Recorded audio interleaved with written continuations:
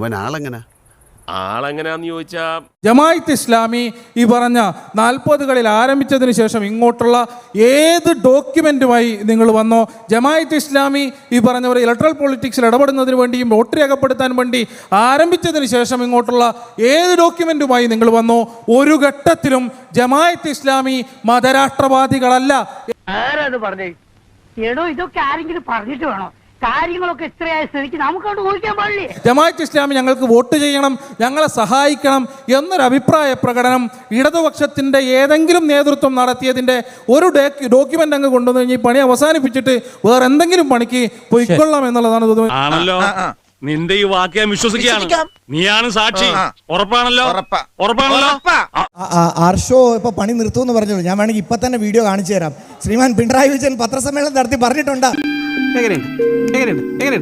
ഇത്രയും വലിയ ഗതികെട്ടവൻ ഈ ലോകത്ത് വേറെ ആരെങ്കിലും ഉണ്ടാവും എന്റെ കർത്താവേ.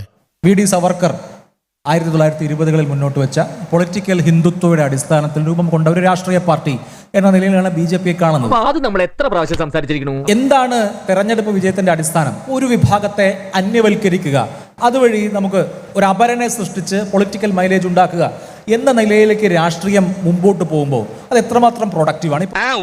നീ കാര്യം പറയട ചക്ക. ഇന്ത്യയിൽ 20 കോടിയിലധികം മുസ്ലിം ജനവിഭാഗമുണ്ട്. കേന്ദ്രത്തിൽ മുസ്ലിം നാമധാരിയായ എത്ര മന്ത്രിമാരുണ്ട്, അല്ലെങ്കിൽ എത്ര MP-മാരുണ്ട്? നീ എന്താ അത് ചോദിക്കാത്തതെന്ന് വിചാരിച്ചിരിക്കുന്നു.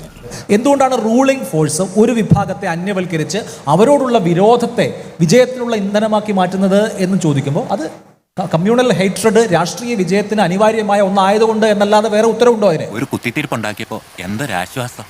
എപ്പോൾ നോക്കിയാലും ഭാരതീയ ജനതാ പാർട്ടി എന്ന് പറയുന്നതിനെ അല്ലെങ്കിൽ സംഘപരിവാർ പ്രസ്ഥാനങ്ങളെയെല്ലാം ഒറ്റ കുടക്കീഴിൽ കെട്ടിക്കൊണ്ട് പണ്ട് പാണന്മാർ പാടി നടന്നതുപോലെ ഗാന്ധിവധം മുതൽ എല്ലാം രാഷ്ട്രീയ സ്വയംസേവക സംഘത്തിൻ്റെ തലയിൽ അടിച്ചേൽപ്പിക്കാനുള്ള ആ ശ്രമം, അതിൻ്റെയൊക്കെ കാലം കഴിഞ്ഞു എന്നാണ് എനിക്ക് പറയാനുള്ളത്. ഇതിനെ ഇസ്ലാമിക് സ്റ്റേറ്റുമായിട്ട് കമ്പയർ ചെയ്യാൻ നോക്കിക്കൊണ്ട് മനഃപൂർവ്വം ഞങ്ങളും ഒരു ഹിന്ദു രാഷ്ട്രത്തിന് വേണ്ടി നിലനിൽക്കുന്നു എന്ന് പറയുന്നതാണ് തെറ്റ്. ഞങ്ങൾ പറയുന്നത് ഭാരതത്തിൻ്റെ പാരമ്പര്യങ്ങളെയും ഇതിൻ്റെ പെരുമയെയും ഇതിൻ്റെ സംസ്കാരത്തെയും മുറുകെ പിടിക്കണമെന്ന് മാത്രമാണ്. വന്ദേമാതരം പാടാൻ ഞങ്ങൾക്ക് മടിയില്ല എന്ന് ഭാരതീയർ പറയണമെന്ന് മാത്രമേ ഞങ്ങൾ പറയുന്നുള്ളൂ. ഈ പറയുന്നതൊക്കെ എനിക്ക് മനസ്സിലാവുന്നുണ്ട്, പക്ഷെ നിന്റെ ഈ നിലപാട് പൂർണ്ണമായി അംഗീകരിക്കാൻ എനിക്ക് കഴിയുന്നില്ല.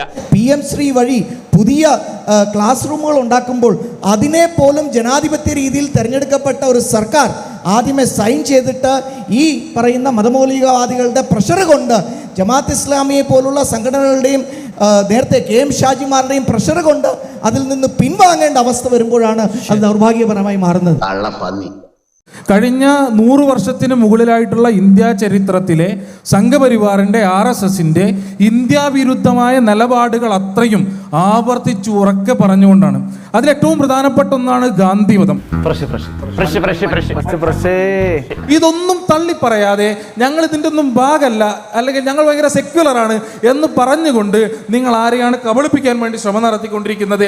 ആ കബളിപ്പിക്കൽ ഈ നാടിനകത്ത് സാധ്യമാകില്ല. ഈ നാടിനകത്തെ മനുഷ്യർ അതിനെ കൃത്യമായി തിരിച്ചറിയാൻ കെൽപ്പുള്ള ആളുകളാണ് എന്നുള്ളതാണ് സൂചിപ്പിക്കാനുള്ളത്. ഇനി എങ്ങനെ പറയരുത്, ഒക്കെ വിധിയാണെന്ന് കരുതി സമാധാനിക്കും മോനെ. ആർഷോ പറഞ്ഞു തുടങ്ങിയപ്പോൾ രാജ്യവിരുദ്ധരായി പ്രവർത്തിക്കുന്ന ഒരു കൂട്ടരെന്നൊക്കെ ഇടയ്ക്ക് സൂചിപ്പിച്ചപ്പോൾ എനിക്ക് ഓർമ്മ വന്നത് നമ്മുടെ ഇൻഡോ ചൈന യുദ്ധത്തിൻ്റെ സമയത്ത് രാജ്യവിരുദ്ധ നിലപാടെടുത്ത പ്രസ്ഥാനം ഏതാണ് എന്ന് എനിക്ക് വീണ്ടും ഓർമ്മിപ്പിക്കേണ്ടി വരും.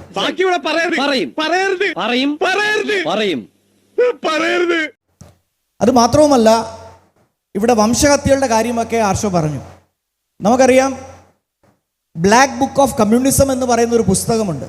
നമ്മളിപ്പോൾ ഗൂഗിളിലോ അല്ലെങ്കിൽ ChatGPTയിലോ ഒക്കെ ഒന്ന് ടൈപ്പ് ചെയ്ത് നോക്കിയാൽ മതി. ലോകത്ത് ഏറ്റവും അധികം ആളുകളെ കൊന്നൊടുക്കിയ ഐഡിയോളജി ഏതാണെന്ന് ചോദിച്ചു കഴിഞ്ഞാൽ കമ്മ്യൂണിസം ആണ് എന്ന് ആദ്യമേ തന്നെ പറയും. നിന്റെ പാർട്ടി നല്ല അസല് പാർട്ടിയാ, ആരും കൊതിക്കുന്ന പാർട്ടി. അങ്ങനെ 100 മില്യൺ ആളുകളെയാണ് എന്ന് പറഞ്ഞാൽ 10 കോടി ആളുകളെയാണ് കൊന്നതെന്ന് ബ്ലാക്ക് ബുക്ക് ഓഫ് കമ്മ്യൂണിസത്തിൽ കൃത്യമായി പറയുന്നു. അതുകൊണ്ട് വംശഹത്യകളെക്കുറിച്ചൊക്കെ ഇടതുപക്ഷ പ്രസ്ഥാനത്തിലെ നേതാക്കന്മാർ സംസാരിക്കുമ്പോൾ ഏറ്റവും അധികം ആളുകളെ കൊന്നൊടുക്കിയ പ്രസ്ഥാനം ഏതാണ് എന്ന് ആദ്യമേ ഒന്ന് ആലോചിക്കേണ്ടി വരും. ഇതാ പറയണത്, എലി എത്ര മതിച്ചാലും പുലിയാകുകയില്ലെന്ന്. ശ്രീ ആർഷോ പ്രതിനിധാനം ചെയ്യുന്ന പാർട്ടിയുടെ പേര് CPI മാർക്സിസ്റ്റ് എന്നാണ്. ഞാൻ ചോദിക്കുകയാണ്, CPIM മാർക്സിസ്റ്റും CPIM മാവോയിസ്റ്റും ഒന്നാണോ എന്ന് ചോദിച്ചു കഴിഞ്ഞാൽ ആർഷോ പറയും ഒന്നല്ല എന്ന് പറയും. വിദ്യാഭ്യാസ കുറവുണ്ടാവും അങ്ങനെ പറഞ്ഞു. അതുകൊണ്ടല്ല ഞാൻ കൊളോക്കിലായിട്ട് പറഞ്ഞതാ. എന്ന് പറയുന്നത് പോലെ ഗാന്ധി വധത്തിന് പിന്നിലുണ്ടായിരുന്ന ഹിന്ദു മഹാസഭയും രാഷ്ട്രീയ സ്വയംസേവക സംഘവും ഒന്നല്ല, രണ്ടും ഒരേ സംഘടനകളല്ല. അതുകൊണ്ട് രണ്ടിനെയും ഒരേ നുഖത്തിൽ കെട്ടാൻ ശ്രമിക്കുന്നതിനെയാണ് ഞാൻ നേരത്തെ ഇവിടെ എതിർത്തത്. 5ാം ക്ലാസ് വരെ മണ്ടത്തരം പഠിച്ചിട്ട് വന്ന് നിൽക്കുക. എടാ നിന്റെ സംസർഗം കൊണ്ടാ എനിക്ക് ഇങ്ങനെ ഓരോ അബദ്ധങ്ങൾ പറ്റണത്. നമുക്കെല്ലാം ഓർമ്മയുണ്ട്, ഹൂഗ്ലിയിൽ ഒരു തെരഞ്ഞെടുപ്പിൽ നിർമ്മൽ ചാറ്റർജി എന്ന് പറയുന്ന ഹിന്ദുമഹാ നേതാവിന് സപ്പോർട്ട് കൊടുത്തത്, ഓപ്പൺ പിന്തുണ കൊടുത്ത് ജയിപ്പിച്ച് പാർലമെന്റിൽ വിട്ടത് അന്നത്തെ കമ്മ്യൂണിസ്റ്റ് പ്രസ്ഥാനമാണ്. എന്ന് പറഞ്ഞാൽ ഗാന്ധി വധത്തിൽ പിന്നിലുണ്ടായിരുന്ന ഹിന്ദു മഹാസഭയെ സപ്പോർട്ട് ചെയ്തത് കമ്മ്യൂണിസ്റ്റ് പ്രസ്ഥാനമാണ്. എന്നിട്ടാണ് ഇവിടെ ഇന്ന് ന്യായീകരിക്കാൻ ശ്രമിക്കുന്നത്. ഞാൻ ആദ്യം മുതൽ ചോദിക്കുന്ന ചോദ്യം, കേരളത്തിൽ വരുമ്പോൾ നമ്മൾ ഈ മതരാഷ്ട്രീയം വന്ന് ജമാഅത്ത് ഇസ്ലാമിയെ പോലുള്ള പ്രസ്ഥാനങ്ങളുമായി ബന്ധപ്പെട്ട ചർച്ച എങ്ങനെ മെയിൻ സ്ട്രീമിൽ വരുന്നു എന്നുള്ളതാണ് കേരളത്തെ ഭയപ്പെടുത്തേണ്ട കാര്യം. ഇതൊക്കെ എവിടുത്തെ പ്രശ്നം?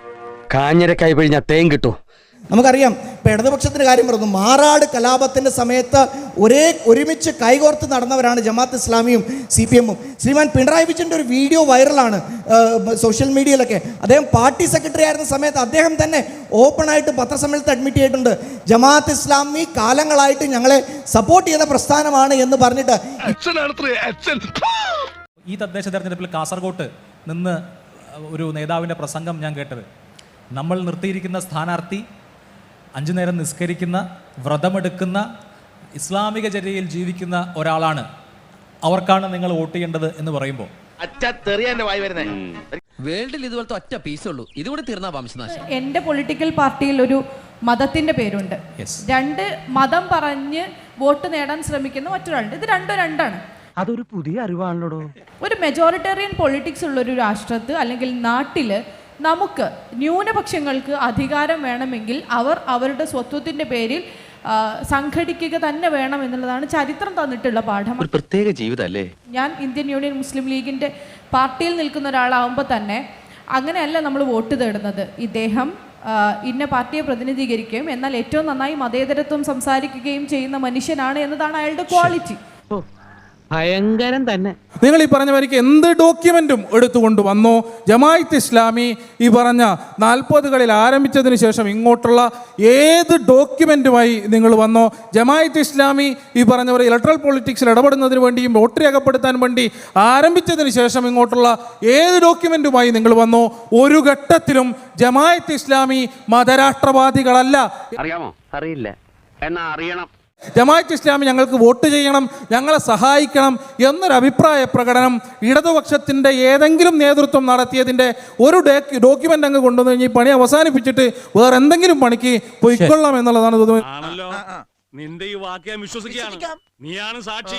ഉറപ്പാണല്ലോ? ഉറപ്പാണല്ലോ. ആർഷോ ഇപ്പൊ പണി നിർത്തുമെന്ന് പറഞ്ഞോളൂ. ഞാൻ വേണമെങ്കിൽ ഇപ്പൊ തന്നെ വീഡിയോ കാണിച്ചു തരാം. ശ്രീമാൻ പിണറായി വിജയൻ പത്രസമ്മേളനം നടത്തി പറഞ്ഞിട്ടുണ്ട്, പറ്റിപ്പോയടാ, വേണ്ട നീ പലതവണ പറഞ്ഞതാ, കേട്ടില്ല. ബാക്കിയുള്ളവർ പറയുന്നതെല്ലാം നുണയാണ്, ആർഷോ പറയുന്നതെല്ലാം സത്യമാണ് എന്നെല്ലാവരും വിശ്വസിക്കണം എന്ന് ആഗ്രഹിക്കുകയാണ്.